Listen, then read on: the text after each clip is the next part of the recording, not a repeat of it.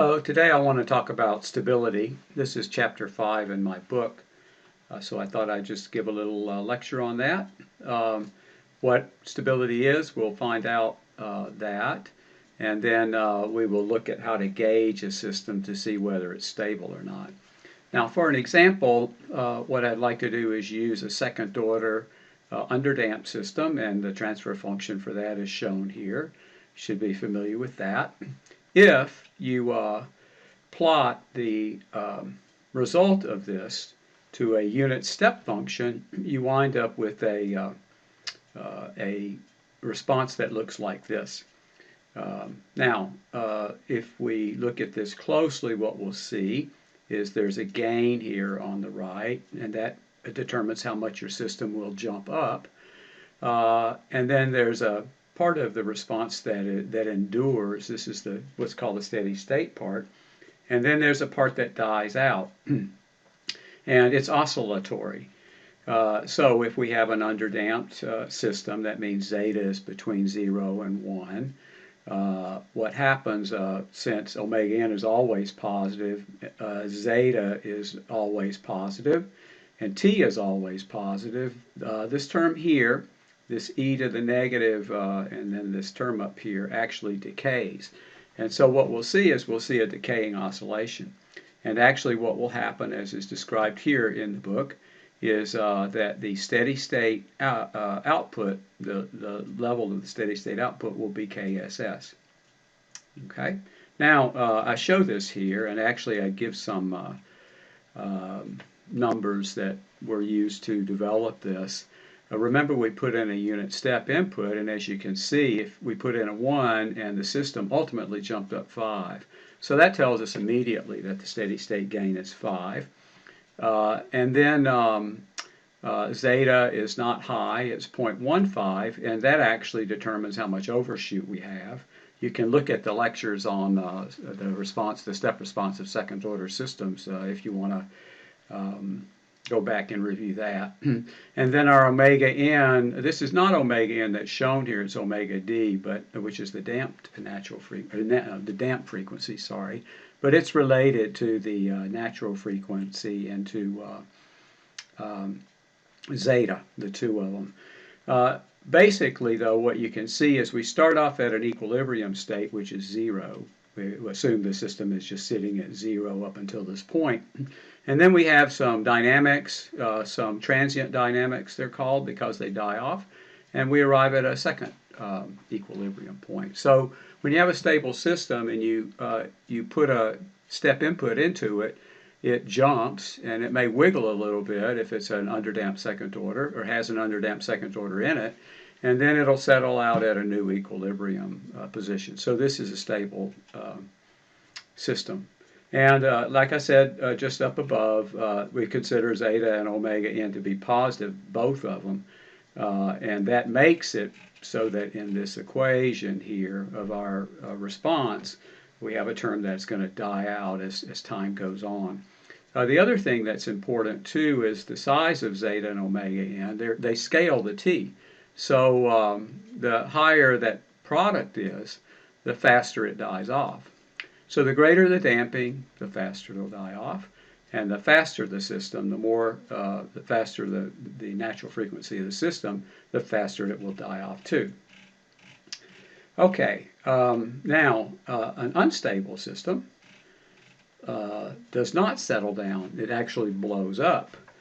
And so a step is put in and it starts wiggling, but then it just increases its oscillation. Every oscillation is bigger than the last oscillation. Now, for that to happen, if we go back to our response equation here, for it to actually get bigger, this number needs to be negative. Now, omega n cannot be negative. It's just simply the natural frequency of the system, and time runs forward. It doesn't run backwards. So the only way that this could be positive, the whole term could be positive, if zeta is negative, which is a little hard to imagine, but there's a discussion in here about that. Normally with zeta, what we're measuring is friction. It could be friction in a damper, in an artificial damper that someone makes. But you could replace that damper with an actuator that actually could add energy to the system. And if you did that, then you could actually have negative damping. It's a funny way to say it, but basically what matters here, if we go back, what matters here is the coefficient of the S term in the denominator of the second order transfer function. Okay, so we want this to be positive. And actually what happens with stability is the rule is, as we shall see, you look at the transfer function, and if there is a change in sign, then the system is unstable for a second order system anyway. So we could have all negative and it's still a stable system. We could actually get this and multiply it by 1 over -1 and change all these positives to negatives, but you don't have a sign change in the denominator at that point and you still have a stable system. But if, for instance, you have a positive coefficient of S squared, which is +1 here, and then you have a negative here and a positive here, then you're in trouble. So any sign change in the denominator of the transfer function actually means the system is going to be unstable. Okay, let's see what's next. So I talk about negative damping a little bit, and you can read about that more if you want to. The other thing that you see when you see this is the poles of a second order system are given by this equation here if you have an underdamped second order system. So like I said before, omega n is positive. If zeta turns out to be negative so that this term is positive, then the poles, if you plot them on the complex plane, the poles are in the right half plane. If we have a normal system with passive damping, so that zeta is a positive number and omega n is a negative number, this is the real part of the poles. This is the imaginary part because it has a j right there. So in this case, if you have normal passive damping, zeta is greater than 1, omega n is always greater than 1, then the poles lie in what's called the left half plane of the complex plane. And that's the stable region of the complex plane.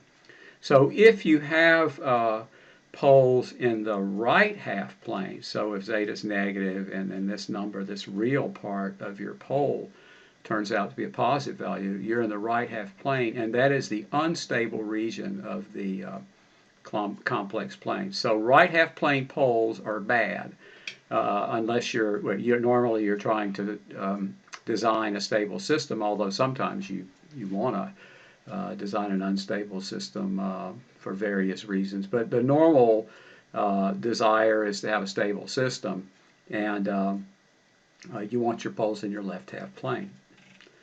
Okay, and now the other possibility we have, so we have two possibilities that we've talked about, zeta being negative, or zeta being positive first, which gives you a stable system, zeta being negative, which gives you a positive value here in an unstable system. But what if zeta is 0? Then what we see is our real part of our complex conjugate poles is 0, and that means that the poles are on the imaginary axis. If this were 0, then it's just going to be j times omega n. So we have two complex poles on the imaginary axis, and they are at plus and minus omega n. And if you have that situation, actually you can go back up to the response equation with the y here, and notice what happens if zeta is equal to 0. Then this just becomes 1. Anything raised to the 0th power is 1. And we have a system that just oscillates forever at a frequency of omega d. But if zeta is 0, omega d is equal to omega n. If you look at the relationship between omega d and omega n, you will see that with zeta equals 0, those two are equal to each other. So the system oscillates at its natural frequency, and I have a picture of that down here. if zeta is 0. So this is the no damping case. So zeta is not positive, zeta is not negative, zeta is 0. We have no damping. And so the system oscillates forever at its natural frequency.